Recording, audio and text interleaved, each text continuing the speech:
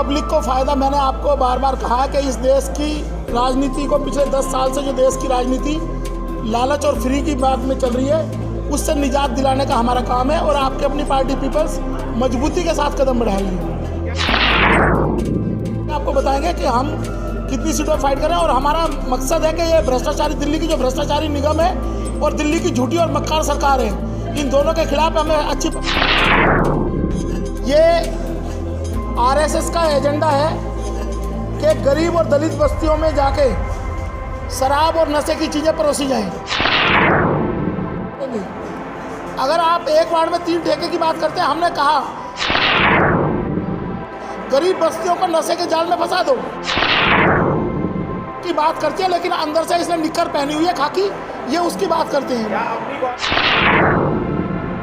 शराब के ठेके बंद करने से सरकारी नौकरियां छीन ली गई हैं, लेकिन सरकार एजुकेशन से बचना चाहती है, सरकार बच्चों को एजुकेशन नहीं देना चाहती, इसलिए गरीब लोगों के खिलाफ गरीबों की शिक्षा को छीनने का बाबा साहब ने कहा कि शिक्षित बनो, जो पहला ही नारा था बाबा साहब, नहीं बनती पार्टी। अगर काशीराम जी के पैटर्न पे काम किया होता तो आज आपको अपनी प्रॉपर्टी बचाने के लिए लड़ाई नहीं लड़नी, बार्गेनिंग नहीं करनी पड़ती पर्दे के पीछे से।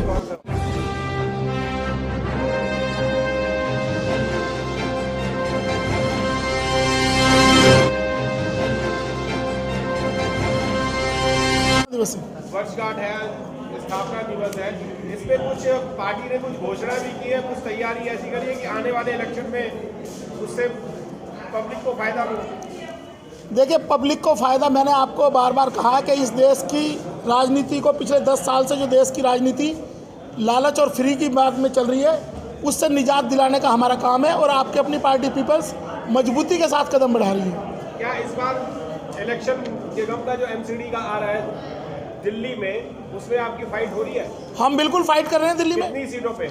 अब सीटें तो अभी आपके सामने डिस्क्लोज करेंगे, पूरा प्रेस कॉन्फ्रेंस करके आपको बताएंगे कि हम कितनी सीटों पर फाइट करें और हमारा मकसद है कि ये भ्रष्टाचारी दिल्ली की जो भ्रष्टाचारी निगम है और दिल्ली की झूठी और मक्कार सरकार है, इन दोनों के खिलाफ हमें अच्छी परफॉर्मेंस दें और दिल्ली में आपकी अपनी पार्टी पीपल्स की सभी निगम में मेयर स्थापित करें।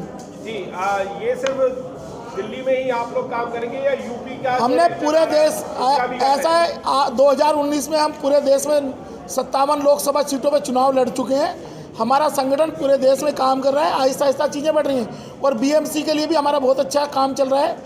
आज भी हमारा कार्यक्रम चल रहा है बॉम्बे में, धारावी में हमने एक डिजिटल लाइब्रेरी खोली, हमारे कार्यकर्ताओं ने बहुत अच्छे से काम चल रहा है वहाँ भी, तो पूरे देश में काम चल रहा है पार्टी का। दिल्ली में आप केजरीवाल की बातें ज़्यादा किया करते हैं। दिल्ली की सरकार, दिल्ली में एक वार्ड में 3 शराब के ठेके खोलने का उन्होंने प्रॉमिस किया है और उद्घाटन भी हो रहे हैं, क्या वो देश के लिए हितकारी है? देखिए, हमने तो आपको पहले ही कहा, ये आरएसएस का एजेंडा है कि गरीब और दलित बस्तियों में जाके शराब और नशे की चीज़ें परोसी जाएं ताकि वो गरीब अपने हक के लिए या अधिकार के लिए ना लड़ सके।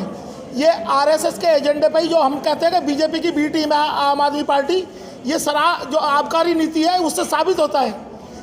भाजपा विरोध दिखा रही है जानबूझ के और आबकारी नीति का समर्थन एलजी ने जब साइन किए हैं उस पॉलिसी पे, एलजी ने क्यों नहीं मना कर दिया कि हम इसको इम्प्लीमेंट नहीं करने देंगे? अगर आप एक वार्ड में 3 ठेके की बात करते हैं, हमने कहा कि जो गोलवालकर का जो वो है बुक है द बंच ऑफ थॉट्स, उसमें क्लियर कट लिखा हुआ है कि गरीब बस्तियों को नशे के जाल में फंसा दो। तो ये आम आदमी पार्टी ऊपर से गरीब की बात करती है, लेकिन अंदर से इसने निक्कर पहनी हुई है खाकी, ये उसकी बात करते हैं। क्या अपनी गवर्नमेंट को भी वो खत्म करने की कोशिश करें, जैसे कि जो प्राइवेट जो वाइन शॉप खुल रही हैं वो प्राइवेटों को दी जा रही है और गवर्नमेंट ठेके जो हैं उनको बंद किए जा रहे हैं? नहीं, गवर्नमेंट ठेके जब आप एक वार्ड में 18 ठेके करेंगे तो वाइन पे जो एक्साइज ड्यूटी लगेगी वो थोड़ी आपने विड्रॉ कर ली है। शराब का ठेका बंद किया, सरकारी नौकरियाँ छीन ली हैं। शराब के ठेके बंद करने से सरकारी नौकरियां छीन ली गई हैं, लेकिन शराब की क्वांटिटी बढ़ाने से एक्साइज ड्यूटी आपको मिल रही है ज़्यादा, आपको ज़्यादा एक्साइज ड्यूटी मिल रही है उससे। क्या दिल्ली के लोगों को केजरीवाल साहब को ठेके देने चाहिए थे या एजुकेशन देनी चाहिए थी या फिर नौकरियां देनी चाहिए थी? ये बात मैं आपके माध्यम से दिल्ली की जनता से पूछना चाहता हूँ कि 29% वोट कांग्रेस का था, 14.5% बीएसपी का वोट था। उन वोटर से पूछना चाहता हूं जो इस दिल्ली में इस सरकार का समर्थक बने हुए हैं फ्री में। आज कोई भी राजनीतिक दल किसी वोटर के घर पे जाता तो वो पहले ये पूछता है। आपके सामने एक मानसिकता रखता हूं मैं कि कोई भी राजनीतिक दल किसी गरीब के घर पे जाता है तो सबसे पहले गरीब आदमी पूछता मुझे क्या दोगे। ये जो ट्रेंड बनाया गया है ये इन्हीं सरकारों का ट्रेंड बनाया गया है और हम इन्हीं को वोट देके जिता रहे हैं। तो जब आपको नशे में डुबो दिया जाएगा तो इस देश की महिलाएं, अब इस दिल्ली की महिलाएं सोचें कि उनके परिवार आबाद होंगे या बर्बाद होंगे।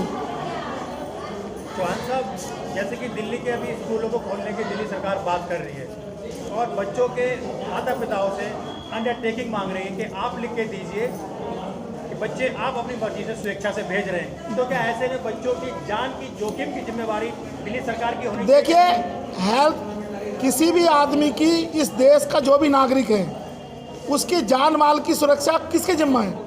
उसकी हेल्थ की जिम्मेदारी किसकी है? सरकार की जिम्मेदारी होती है। हेल्थ स्टेट जो लिस्ट है उसका पार्ट है, तो उन लोगों को जिम्मेदारी सरकार की है, ना कि पेरेंट्स की। अगर एजुकेशन, सरकार एजुकेशन से बचना चाहती है, सरकार बच्चों को एजुकेशन नहीं देना चाहती, इसलिए गरीब आदमी और जो उनके माँ बाप है, पेरेंट्स है, उनको डराना चाहती है ताकि वो अपने बच्चों को स्कूल ही ना भेज सकें। जिम्मेवारी से पीछे हट रही है सरकार माँ बाप से अंडरटेकिंग लेके? नेशनल एजुकेशन पॉलिसी एक बहुत बड़ा षड्यंत्र है गरीब लोगों के खिलाफ, गरीबों की शिक्षा को छीनने का। बाबा साहब ने कहा कि शिक्षित बनो, जो पहला ही नारा था बाबा साहब का, जो स्लोगन है, उसको छीनने के लिए नेशनल एजुकेशन पॉलिसी लाई गई है। एक आखिरी सवाल है सर कि एक आखिरी सवाल है सर, केजरीवाल सरकार जो है वो फुल बहुमत में है, आपकी अपनी पार्टी यानी आपकी पार्टी जो है, आप रामवीर चौहान जी की पार्टी कैसे आएगी दिल्ली में? ये रामवीर चौहान की नहीं है, ये दिल्ली के गरीब जनता की भावनाओं से उपजी हुई पार्टी है और दिल्ली के गरीब लोगों को जगाने का काम किया है। मैं भी एक वर्कर हूँ। हम पार्टी सभी लोगों से बनी है, एक आदमी से पार्टी नहीं बनती। दूसरी बात, हमने 4 साल का सफ़र तय किया है इसी दिल्ली की गलियों में घूम के, और हमें डर नहीं लगता। जब आरएसएस 90 साल इंतजार कर सकती है तो हमें 2-4 साल इंतजार करने में 2025 तक हम आपको दिखा देंगे कि दिल्ली में आम आदमी पार्टी का सफाया हो चुका है। राष्ट्रीय पार्टी बीएसपी है सर, हाँ बता, मैं जवाब। अच्छा हाँ जी। तीसरी राष्ट्रीय पार्टी बीएसपी है, वो अभी तक दिल्ली में अपना परचम लहरा नहीं पाई है, तो आपकी अपनी पार्टी कैसे करेगी? देखिए, मेरी बात सुनिए कि जिस पार्टी की आप बात कर रहे हैं, पार्टी बार्गेनिंग करने के लिए नहीं बनती। पार्टी अगर कांसीराम जी के पैटर्न पे काम किया होता तो आज आपको अपनी प्रॉपर्टी बचाने के लिए लड़ाई नहीं लड़नी, बार्गेनिंग नहीं करनी पड़ती पर्दे के पीछे से। आप पर्दे के पीछे से बार्गेनिंग कर रहे हैं, इस दलित समाज को गुमराह कर रहे हैं आप। इनको साफ साफ बोलो, इनके लिए संघर्ष करो, सब कुछ त्याग करके सड़क पे आओ। और सर कांग्रेस भी क्या आपने पिछले, सुनो, सारे देश में ये हवा है कि 2014 में भाजपा के राष्ट्रीय जो अभी अध्यक्ष थे कुछ दिन पहले, उन्होंने धमकी दी थी कि अगर आप घर से बाहर निकलोगे तो आपको जेल डाल दिया जाएगा। उसी जेल में डालने की डर की वजह से पिछले 8 साल में ये जो संघर्ष है ये कहीं हुआ नहीं, ये बंद है डब्बे में।